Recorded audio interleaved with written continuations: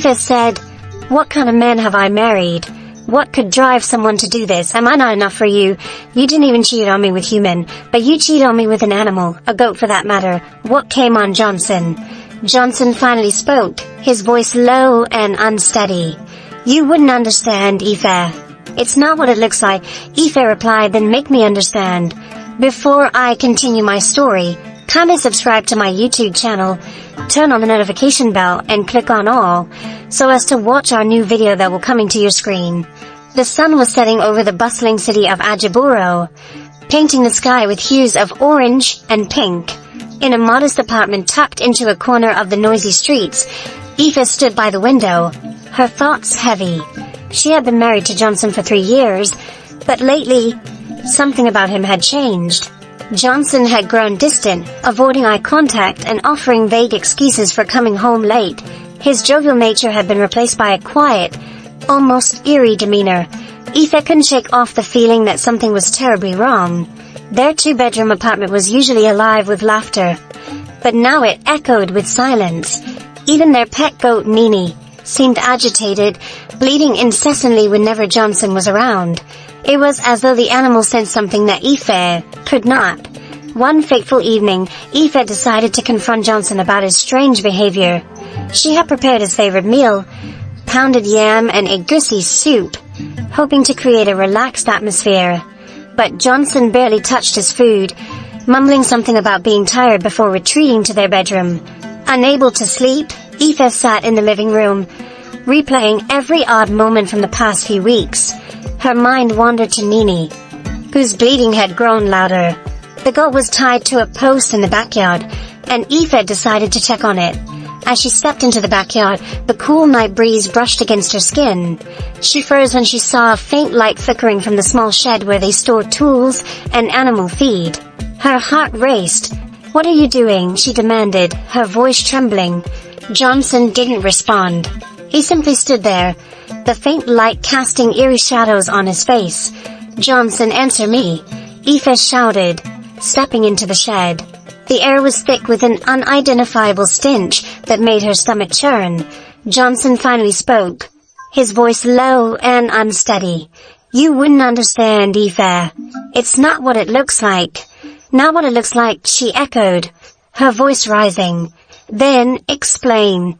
Why are you here in the middle of the night with our goat?" Instead of answering, Johnson pushed past her and stormed out of the shed. Aoife stood there, her mind swirling with confusion and anger. She turned to Nini, who looked back at her with what seemed like sadness. The following morning, Johnson acted as though nothing had happened. He greeted her with a forced smile and left for work without addressing the previous night's events. Aoife felt like she was losing her mind. Determined to uncover the truth, she decided to follow Johnson after work. She borrowed her friend Teyo's old car and parked a few blocks away from his office, waiting for him to emerge. Hours passed before Johnson finally appeared. To Aoife's surprise, he didn't head home. Instead, he walked briskly toward an unmarked building at the edge of the city. The building was old and decrepit, with broken windows and graffiti-covered walls. Aoife watched as Johnson slipped inside, her heart pounding. What was he doing here? She waited for a few minutes before deciding to follow him. The door creaked as she pushed it open, revealing a dimly lit hallway that smelled of dampness and decay. Voices echoed from a room at the end of the hall. Aoife crept closer, her footsteps silent against the worn floorboards.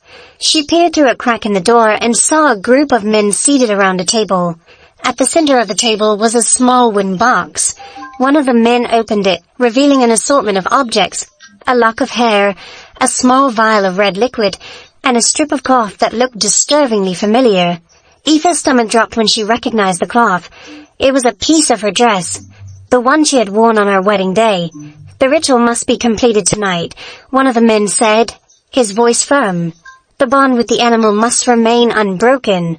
Johnson nodded in agreement, his expression grim. Aoife's mind reeled. What ritual? What bond? And how was Nini involved? Unable to contain her fear, she stumbled backward, knocking over a stack of crates. The noise echoed through the hallway, and the men immediately rushed to investigate. Aoife fled, her heart racing. She burst out of the building and drove home, tears streaming down her face. What had she just witnessed? That night, Johnson didn't come home. Aoife sat alone in the living room, clutching a photograph of their wedding day. She felt as though her entire world was crumbling. As dawn broke, she decided to confront one of the men from the meeting. She had recognized him as Chief Odigan, a wealthy businessman who often visited their neighborhood. Chief Odigan was known for his philanthropic deeds, but Aoife had always sensed something sinister about him. She approached his mansion with a mix of fear and determination. The gates to the mansion were guarded by two large dogs, but Aoife managed to slip past them. She found Chief Odigan in his garden, sipping tea. "Chief, I need to talk to you," she said, her voice trembling. "It's about Johnson." The chief looked up, his expression unreadable. "Ah, Aoife, what brings you here so early?" Aoife hesitated before blurting out, "What is this ritual you're planning with my husband? And why does it involve our goat?" Chief Odigan's smile faltered. For a moment, he said nothing, then gestured for her to sit. "You have no idea what you're getting yourself into, my dear." Aoife felt a chill run down her spine. "Then explain it to me," she said, her voice firm. The chief sighed, setting down his tea. "There are forces at play that you cannot comprehend. Johnson made a pact, one that cannot be undone." "A pact with whom?" Aoife demanded. The chief leaned forward, his eyes dark. "With the spirits of the underworld.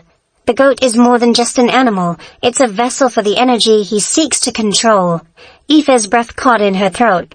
She wanted to scream, to run, but her feet felt rooted to the ground. "Why would Johnson do such a thing?" she whispered, tears streaming down her face. Chief Odigan's gaze hardened as he leaned closer. "Your husband's ambitions have taken him down a dark path, Aoife. He seeks wealth and power, and the price for such things is never simple." Aoife's mind raced as she tried to comprehend his words. "But why Nini? What does our goat have to do with any of this?" Chief Odigan paused, as though debating whether to reveal more. "The goat is no ordinary animal. It is a chosen vessel, marked by the spirits to carry the energy required for the ritual. Johnson didn't choose it, the spirits did." Aoife's heart sank. She thought back to how Johnson had insisted they keep Nini, even when neighbors had mocked them for raising a goat in the city. Now it all made a terrifying kind of sense. "How do I stop him?" Aoife demanded, her voice trembling with desperation. "There must be a way to stop this madness." The chief shook his head slowly. "Stopping him is not as simple as you think. The pact is already in motion. If you interfere, the consequences will fall on you as well." "I don't care," Aoife shouted, rising to her feet. "I will not sit back and watch my husband destroy himself. Or us." Chief Odigan's expression turned grim. "Then you must be prepared for the wrath of the spirits. They do not take kindly to broken promises." Aoife stormed out of the mansion, her mind a whirlwind of fear and determination. If Johnson had truly made a pact with dark forces, she needed answers, and fast. Back at home, Aoife paced the living room, clutching her phone. She remembered her grandmother's tales of spirit pacts and rituals. Maybe there was someone in the city who understood such things. Her search led her to Mama Zara, a renowned herbalist and spiritualist who lived on the outskirts of Ajiburo. The woman was said to possess ancient knowledge, passed down through generations. Aoife arrived at Mama Zara's hut as the sun began to set. The air was thick with the smell of burning herbs, and the sound of chanting filled the room. "You seek answers," Mama Zara said, her voice deep and commanding, before Aoife could speak. "Come, sit." Aoife hesitated but obeyed. She recounted everything, Johnson's strange behavior, the scene in the shed, and the ritual she had overheard. Mama Zara listened intently, her face unreadable. When Aoife finished, the old woman closed her eyes and began to hum a low, haunting tune. "Your husband has awakened forces that should have remained dormant," Mama Zara said finally. "This is no ordinary ritual. It is tied to the ancient covenant of the Arrow Eye, A pact that binds the soul to the spirit world in exchange for worldly gains. Ife's blood ran cold. What happens if the ritual is completed? Mama Zara's gaze was piercing. Your husband will gain wealth and power, yes, but his soul and the souls of those tied to him will belong to the spirits forever. Ife gasped. Tied to him? Does that include me? Mama Zara nodded solemnly. You are his wife. The pact binds not just him, but his household. If he falls, you fall with him. Tears streamed down Ife's face as panic gripped her. How do I stop it? Please, there must be a way. Mama Zara's expression softened. There is a way. But it is dangerous. You must break the connection between your husband and the vessel, the goat. Without the vessel, the ritual cannot be completed. How do I do that? Ife asked, her voice shaking. You must destroy the bond, Mama Zara said. But be warned. The spirits will not let you do so easily. They will fight to protect what is theirs. Armed with this knowledge, Ife returned home, her resolve steeled. She found Nini in the backyard, her large eyes staring up at her as if pleading for help. Ife untied the goat and led it inside, locking the doors and windows. She didn't know what Johnson's next move would be, but she was determined to protect herself and Nini. Hours passed, and night fell. Ife sat by the window, clutching a knife for protection. The city outside was quiet, but her heart pounded with anticipation. Around midnight, she heard footsteps approaching the apartment. Her blood ran cold as the door handle rattled. Ife opened the door. Johnson's voice called, eerily calm. Stay away, Johnson, she shouted, her grip on the knife tightening. I know what you're trying to do. Johnson laughed, a chilling sound that sent shivers down her spine. You don't understand, Ife. This is for us, for our future. This isn't for us, she yelled back. This is madness. The door shook as Johnson pounded on it. Open the door, Ife, or I'll break it down. Ife's heart raced as she looked at Nini, who seemed to sense the danger. The goat began to bleat loudly, its cries echoing through the apartment. Suddenly, the room grew cold, and the air felt heavy. Shadows began to flicker along the walls, and a deep, guttural growl filled the space. Ife froze as a dark figure materialized in the corner of the room. It was unlike anything she had ever seen. Tall, with glowing red eyes and a menacing presence, the figure stepped forward, its voice echoing with a chilling authority. You dare to interfere with what is ours. Ife gripped the knife tightly, her legs trembling. I won't let you take us, she shouted, her voice filled with a mixture of fear and defiance. The figure laughed, a sound that seemed to shake the very walls of the apartment. You are brave, but bravery will not save you. At that moment, the door burst open, and Johnson stepped inside. His eyes were wild, and he seemed oblivious to the dark figure in the room. Ife, stop this nonsense, Johnson shouted. You don't know what you're doing. I know enough, Ife retorted, pointing the knife at him. You've sold your soul, Johnson. You've sold all of us. Johnson's face twisted with anger. This is for us. Ife, don't you see? We could have everything we've ever wanted. The dark figure stepped between them, its gaze fixed on Johnson. The vessel is ours, it said, its voice rumbling like thunder. No. Ife screamed, stepping in front of Nini. You can have her. The room erupted into chaos as shadows swirled and the air grew heavier. Ife felt herself being pulled toward the figure, but she fought against the invisible force with all her strength. Ife, stop fighting, Johnson shouted, his voice desperate. You'll only make it worse. I'd rather die than let you drag us into this hell, she screamed, tears streaming down her face. As the figure reached for her, a blinding light suddenly filled the room. Ife shielded her eyes, her heart pounding. When the light faded, the figure was gone, and the room was eerily silent. Johnson stood frozen, his face pale with fear. Ife looked around, her chest heaving. Minnie was still there, unharmed, but the air felt charged with an unspoken warning. Johnson sank to his knees, his hands trembling. What have you done, Aoife? Do you know what you've unleashed? I saved us, she said firmly, though her own fear was barely contained. Now tell me everything, Johnson. No more lies. Johnson stared at Aoife, his eyes filled with a mixture of fear, guilt, and desperation. His trembling lips parted, but no words came out. It was as though he was grappling with a truth too horrifying to speak. You owe me the truth, Johnson. Aoife's voice cracked, her emotions a chaotic storm. If I hadn't stopped you, would you have sacrificed all of us for your greed? Johnson buried his face in his hands, shaking his head.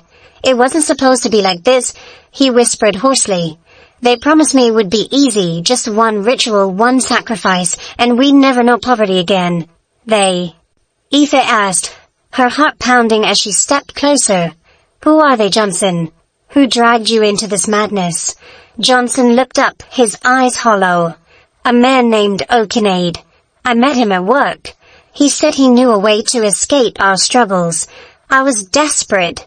Aoife, for you, for the kids. Don't you dare blame this on us. Aoife interrupted, her voice sharp with anger. You chose this path.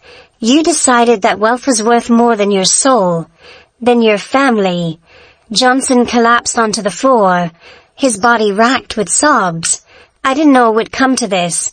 I didn't know they'd demand Minnie, or that the spirits would claim me too if I failed.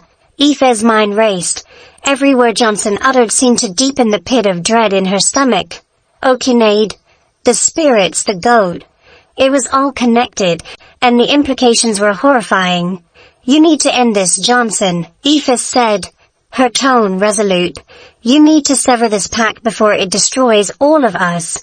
Johnson shook his head, panic flashing in his eyes. It's not that simple. Once the spirits mark you, they don't let go.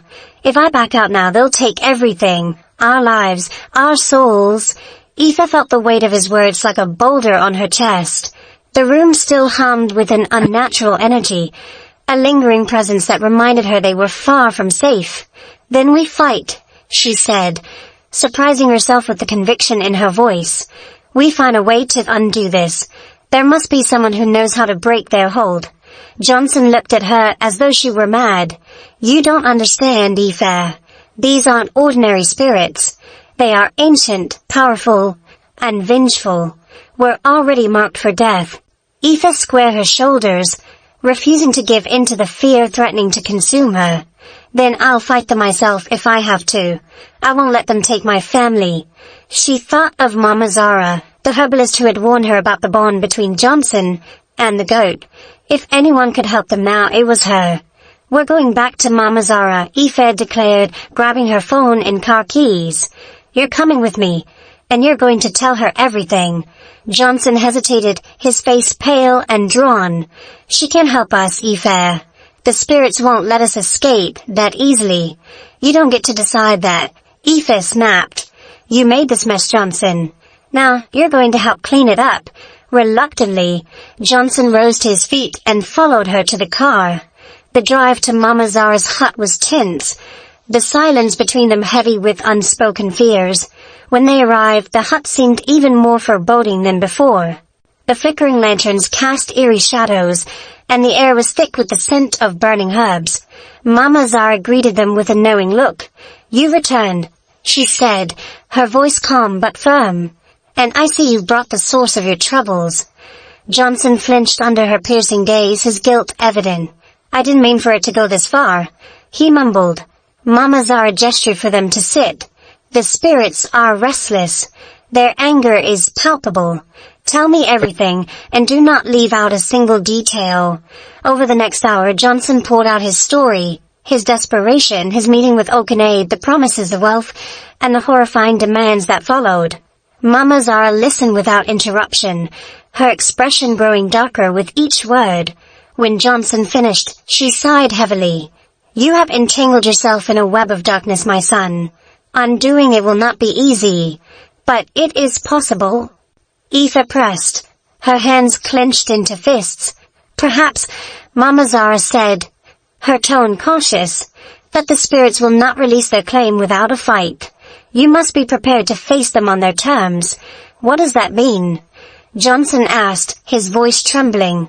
Mama Zara rose and began gathering herbs and powders from her shelves. "It means a confrontation, a ritual to sever the bond between you, the goat, and the spirits. But it will be dangerous." "Dangerous? How?" Aoife asked, her stomach churning. "The spirits will come for you," Mama Zara said bluntly. "They will try to stop the ritual, and their wrath will be unlike anything you've ever seen." Johnson's face turned ashen. "What happens if we fail?" Mama Zara met his gaze, her expression grim. "If you fail, the spirits will claim you, and everything you hold dear." Aoife felt a surge of fear but pushed it aside. "We don't have a choice. We have to try." Mama Zara nodded and began preparing for the ritual. "Return here at midnight," she instructed. "The spirits are strongest then. But so am I." As they left the hut, Aoife felt the weight of what lay ahead pressing down on her. She glanced at Johnson, who looked as though he might collapse under the strain. "We'll get through this," she said more to herself than to him. "We have to." Hope you enjoyed today's episode. Watch out for part 2 and don't forget to subscribe to my YouTube channel. Turn on the notification bell and click on all so as to watch our new stories. See you in my next video. Bye.